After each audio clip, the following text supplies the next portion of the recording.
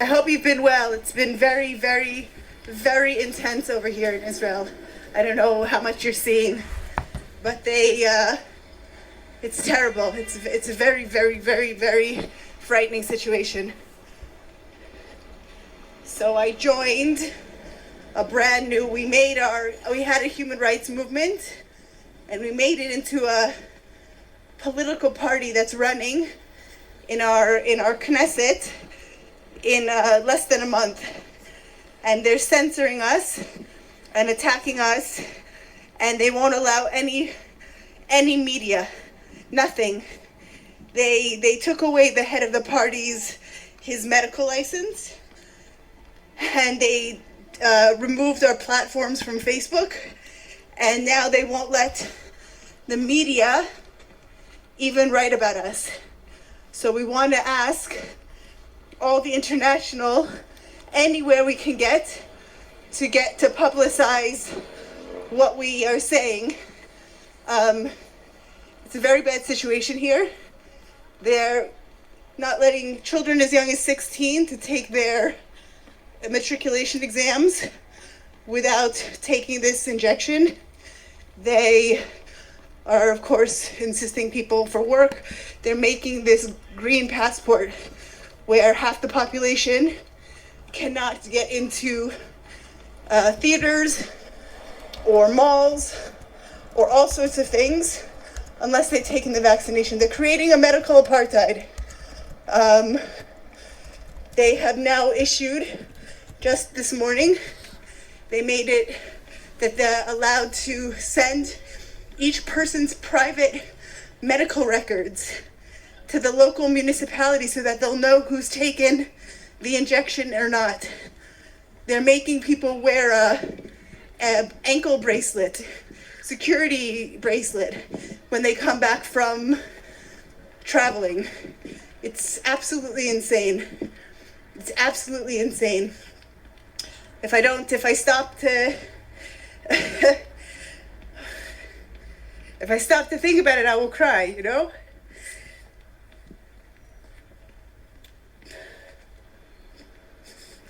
But meantime, we just keep fighting, you know? Fighting as much as we can. So we need everybody's help, because whatever happens here will happen everywhere. Will happen everywhere. So we're fighting for ourselves, and we're fighting for the whole world. But we need help. We need everything. Every hand on deck. Yeah, thank you, Slicha. Excuse me. It's intense, you know? Boom shakalaka, ladies and gentlemen, brothers and sisters around the world. It is your boy Chris Shul, aka the Esoteric Noetic, aka the Chocolate Nubian Soul Brother. Be sure to like this video, subscribe, click on the bell, tell your friends, tell your mom, drop some comments, let us know what it is. Let's get it. All right. So, ladies and gentlemen, what you just heard is not something out of the new blockbuster science fiction movie, COVID-25. That is something that is not happening in the future, not reported to be a preview into the future. That's something that's happening not in 1930s Germany. It's something that's happening right now in Israel, of all places, where we have basically two classes of people: those that have been boom shakalaked and those that have not. Now, I know a lot of people, I'm sure a lot of people will advocate that this is necessary, but the question should be, is it right? Not in terms of, is it necessary? Because as long as we're asking that question, what must I do in order to keep my country safe, to keep me safe? You can justify anything. There's basically no limitation. But if we're asking the question, should I be able to do this? Does the government have the right to do this? Well, that question should be blatantly no. Not just based off of the Human Rights Charter, not based off of the Nuremberg Code, which, by the way, has been completely disregarded, but based off of the very basis of Western civilization, the natural law, the fact that you don't have a right to force someone into doing something just because you're scared, if they're not harming anyone directly in the process. And don't straw man this argument, or you're killing people. No, you're essentially just existing, and there's always the potential that something might happen. But ladies and gentlemen, we are now in a situation where governments are blatantly disregarding the gold standard of human rights, the Nuremberg Code. I mean, let me remind everyone, Article 6, Section 3 of the Nuremberg Code reads, "In no case should a collective agreement or the consent of a community leader or any other authority substitute for an individual's informed consent. Leaders should be aware that mandating masks on the citizens of a nation and preventing their access to food, healthcare, transport, or education if they don't comply is a war crime.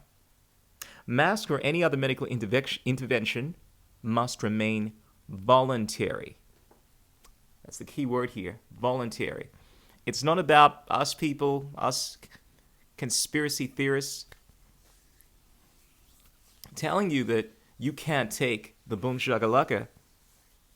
It's about making sure it's voluntary. About the government not using its force to restrict people's ability to make decisions for themselves.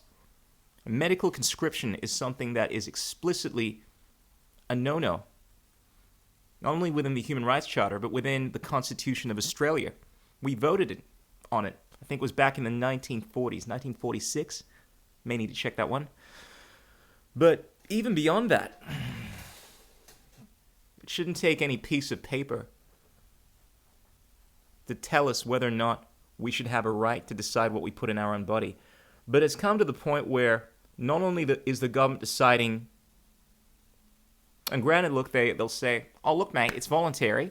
They're just pressuring businesses to impose these mandates in regards to entry. "Yeah, look, mate, I'm sorry. You can't come into this establishment because the popo and the government, they're telling me that you can't come in unless you get boom shakalaked or you're wearing a mask." Now, the government should have no right in doing that whatsoever. The government should not technically be able to have any right to force people to do anything unless, of course, they are infringing on someone else's rights. But, of course, government has involved into this leviathan that encroaches on your rights, on your civil liberties, under the idea of safety. We got to keep you all safe. And now it's even come to the point where we have a task force. You ready for this? We have an anti-boom shakalaka task force in Australia, mate. But you'll probably find you have this in plenty of other countries around the world. That is hell-bent on keeping everyone safe. Well, let's hear what this article I came across has to say about the anti-boom shakalaka task force. So, according to this article from the Lad Bible, tens of thousands of Australians have been boom shakalaka'd against the coronavirus. I'm inclined to think it's against their will, but hey, look, at the end of the day, at least at this point, if people are choosing to put this in their body, they have every right to, and I'm not going to make any argument against that, even if they have gotten misinformation. They have a right to put whatever they want into their body. But anyway, let's continue. Since the rollout began last week, a whole bunch of people, tens of thousands, have been boom shakalaka'd. Health officials are hoping they can stick to their ambitious boom shakalaka target in the hopes it will spell the end of the pandemic once and for all. But authorities are increasingly concerned the program could be deliberately disrupted by anti-boom shakalakers. Oh no, mate, can't have these anti-vaxxers. Oh, I don't know about them, mate.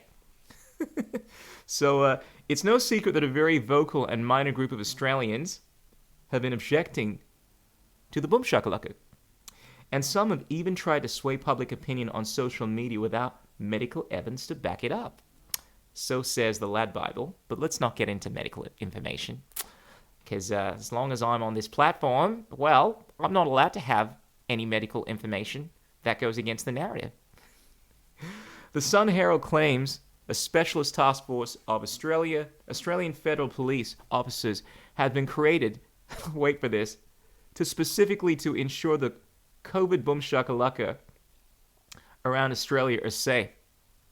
So this task force, a bunch of police have been created to ensure that the boom shakalakas, that they're safe.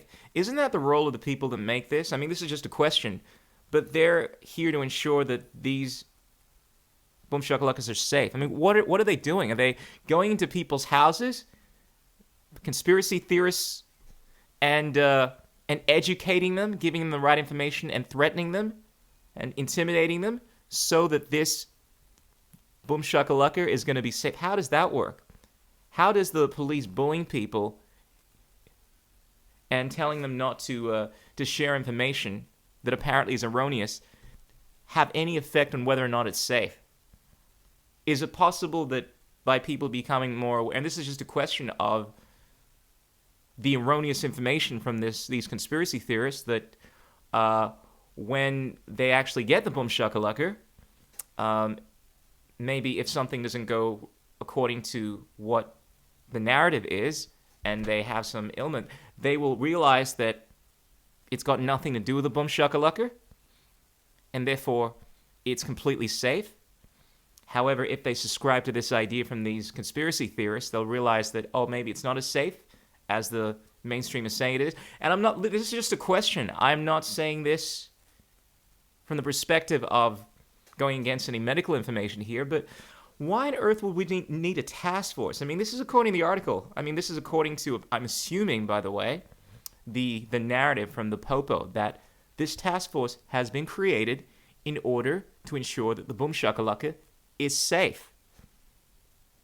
Seems the word safe has evolved to mean something completely different to what I would imagine it means, because now it can change the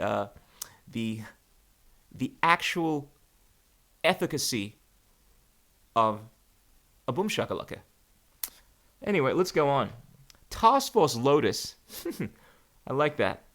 Task Force Lotus will be a 24/7 operation that will be ready to deploy to any major security breach. Okay. They will also have to monitor people on social media to track public sentiments and get on top of underground networks that might be working against the government and health authorities. Oh, so that's the narrative. So essentially, these conspiracy theorists, they're working against the government and health authorities by spreading information. I mean, last time I checked, there is no law preventing people from sharing information. Now, granted, Facebook has these Orwellian standards, and YouTube to some extent, but there is nothing preventing me from spreading information about, hell, whatever I think. I mean, there are some people that spread information in regards to things that we've already established as being the truth scientifically, objectively. There are a lot of flat earthers out there. Now, personally, I think they have a right to share whatever they want, you know. Now, I'm open to their ideas. Granted, I don't subscribe to them. Are you saying that if you share information that goes against the narrative, you'll be attacked? Well, they're not doing that in regards to conspiracy theorists that are talking about flat earth or other crazy stuff, right? But when it comes to, boom shakalakas, now the information that you're spreading apparently is somehow a threat to government. I mean, this is what I presume. This is what I presume the argument is. Perhaps they're saying now that, well, by people that are sharing information that runs contrary to the narrative, they're attacking the government. Either that or they actually believe that these conspiracy theorists are actively going out and attacking government institutions. Now, the last time I checked, I don't see any anti-vaxxers. I don't see any conspiracy theorists going out and starting fights with the police. They might be protesting, but more often, every single situation I've seen, it's the police officers that are essentially attacking these protesters. So this makes literally no sense whatsoever. Okay. Yes, this is crazy. So the whole purpose is to get on top of underground networks that might be working against the government and health authorities. The way that this is stated, it's like these conspiracy theorists are actively going out of their way to attack these facilities when they're simply tweeting. They're simply sharing posts, which more often than not are getting flagged on social media anyway. So effectively what these guys are saying, this whole task force, the sheer purpose of this is to violate your freedom of speech, is to essentially intimidate people. I mean, if a police officer comes to my door because I'm in sharing information that runs contrary to the narrative, and they try to coerce me, use intimidation, so essentially the threat of violence, in order to deter me from sharing information, that is unlawful. Clear cut, without a shadow of a doubt. I don't care what the legality says about that, how these liars want to obfuscate the truth, but police officers have no right to do that. But nonetheless, this is what is going on. And it's been presented from this perspective of, oh, we're trying to keep everyone safe. See the kind of stuff you can do under the veil of safety? I've created a task force now. It's ordered to keep you safe, keep everyone safe, and keep the boom shakalaka safe. And it's all about safety, really, when the very purpose of this task force is essentially to violate people's rights, is essentially to coerce them into not sharing information that they believe, regardless of whether or not it is true or it is completely false. I would still be making exactly the same argument I'm making if I believed all of these conspiracy theorists were sharing absolutely erroneous information that I just thought was false. Now, granted, they believe the information. I truly believe people that are sharing this information, obviously they believe what they're sharing. Otherwise, they wouldn't go to such length to share this information. Therefore, they have a right to share that. By simply sharing information that runs contrary to the narrative doesn't give someone the right to prevent you from sharing that and saying that that's fraud. That's not how it works, ladies and gentlemen. You have to prove intent. You have to prove that someone is not only sharing information that is false, but you have to prove that they are intending to share information that is false. Now, the police officers, they realize they have no basis for this, and the easiest thing to do is just to create a task force, because effectively, we have to get everyone taking this thing, right? That's the narrative. I mean, this is not my opinion. This is what Dan Andrews, ScoMo, Brett Sutton, people of this ilk have been saying, that we need to get up to about a 95% uptake on the boom shakalaka. And unless, of course, you have a legitimate exception, yeah, I mean, this is what they're aiming for. Now, I don't know if they're going to be able to achieve this. Personally, I don't think they stand a rat's chance in hell, but that's just my opinion. Interesting times we're in. A law enforcement source told the newspaper, everybody is concerned about this. We don't want them destroying vials of boom shakalakas. Ah, so this is what it comes down to. Oh, I see. Now all you have to do is say, everybody, I love how people use this term, everyone's doing it. Everyone's concerned about this. This is just self-evident. Everyone knows the conspiracy theorists are crazy. And they're obviously going to get their hands on these boom shakalakas and destroy these vials. So in order to justify this task force, we're using that narrative, really. So at least we have it clear. The purpose of this task force is to prevent you crazy conspiracy theorists from going into these health facilities and destroying these vials. The justifications people come up with. The Australian Federal Police has already highlighted their concern over the safety of the vaccine in the country. In a submission to a federal inquiry into extremist movements and radicalism, the AFP said the COVID boom shakalaka pandemic has exacerbated a range of anti-government, anti-vaccination, and pro-conspiracy narratives using a public awareness of different issue-motivated groups. The AFP will become involved where such groups support or seek to use violence. Law enforcement experiences in 2020 identified an emerging trend of online extremists exploiting the increased public fear, isolation, unemployment, family stress, and financial hardship associated with the COVID-19 pandemic. Interesting. Exploiting that fear or identifying certain realities? Just a question. Task Force Lotus will be made up of agencies including the AFP, Australian Security Intelligence Organisation, Australian Border Force, and state police forces. There have been plenty of viral social media posts claiming the boom shakalaka has microchips, is controlled by the 5G network, is unsafe for humans, or any other myriad conspiracy theories. Well, obviously, I'm not going to get into any of that because personally, I'm on team meh, and I believe whatever the popo, whatever the government is saying. But here's the thing. Here's a side note. I mean, this has got nothing to do with any boom shakalaka or anything. Personally, me, before I put anything into my body, anything, maybe that's just because I'm anal and I'm a vegan and I always think about, ingredients I want it to have, like aborted cell tissue or shit like that. But whenever I put something in my body, I read the ingredients. I make sure I understand everything that I put in my body. And you know how you read those ingredients that have these weird things like hymexervaloricide and you're like, oh, what's this? Oh, I don't know what it is. Who cares? If it's in this thing, obviously it's been approved by government and I should take it. I don't do that shit, ladies and gentlemen. If there's something in what I'm consuming that I don't understand, I don't eat it. If I can't pronounce it, if it has too many syllables, I won't. I generally will not put it in my body. And once I realize what it is, I do my own research. That's just me personally. And this goes with everything, even medication. When doctors tell me, this is just me personally, just in regards to any kind of medication, oh, you should take this. I'm like, what is this? Oh, it's good for you. And it's like, no, what is it? Unless it's natural, as in it comes from the earth. Okay, that's the definition I'm using here. So essentially anything that is from the earth, I typically am always skeptical about it. Now, personally, I'm not against vaccine. I'm not anti-vax. I'm not an anti-boom shakalaka. If I understand the mechanism for how something works, and I think it's a good idea, I may use it. That being said, I always want to understand what it is that I'm putting in my body. Now, I feel as if a lot of people don't have that sentiment. A lot of people simply just say, oh, look, someone says that this is good. They've given it to me, so I'm going to take it.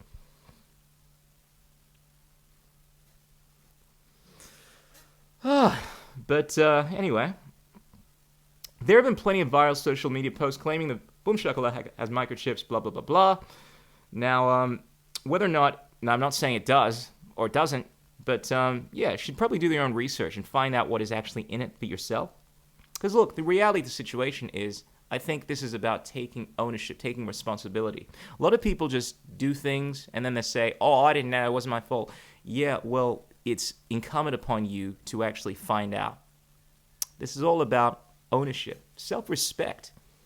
How much do you really respect yourself if you're going to allow people to dictate what you put in your body and to put things in your body if you don't even know what it is? And this is not in relation to boom shakalakas. This is just in relation to things in general. This is how I feel. Anyway, but the newly formed task force will be making sure no one tries to make the change from online rage posting to real-life actions that could affect thousands of people. So, in short,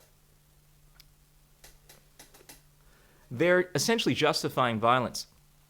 They're saying, let me be very clear about this, but the newly formed task force will be making sure no one tries to make the change from online rage posting to real-life actions that could affect thousands of people. So what does that cover? Real-life actions. Is it a real-life action if I go on the streets and I give someone a pamphlet and I speak to someone? Because this is the kind of language people use when they're trying to justify violence, saying it could lead to lots of people dying and make this potentiality argument. And this, a lot of people ignore stuff like this, but the devil is always in the details. This is what lawyers do.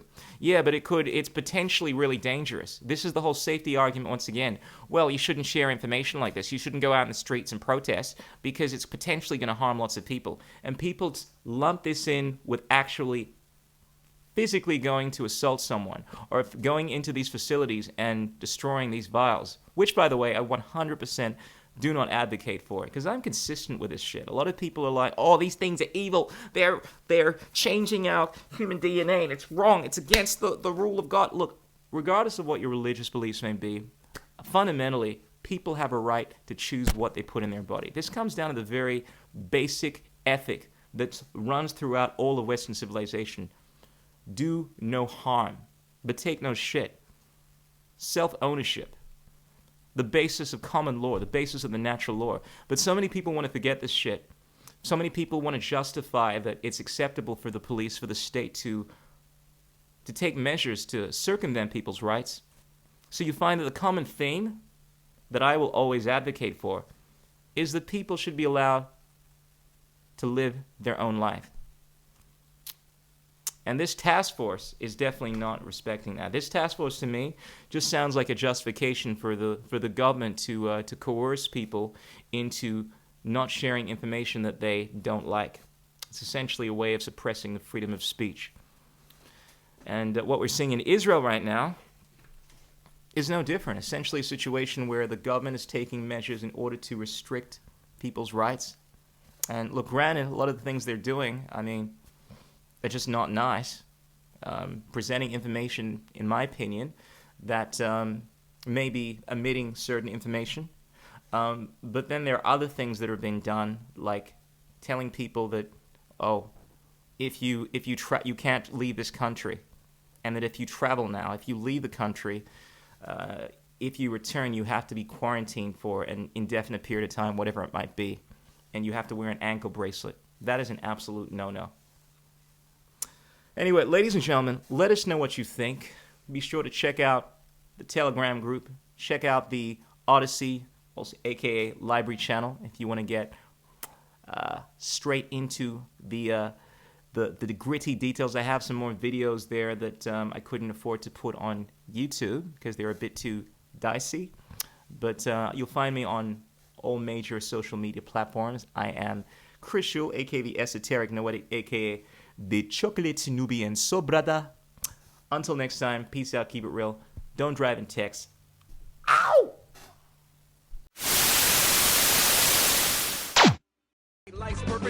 What is liberty? What the?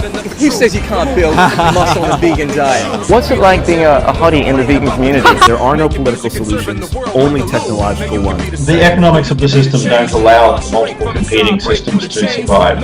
Engineering, technology, these arts of humanity, they are magic.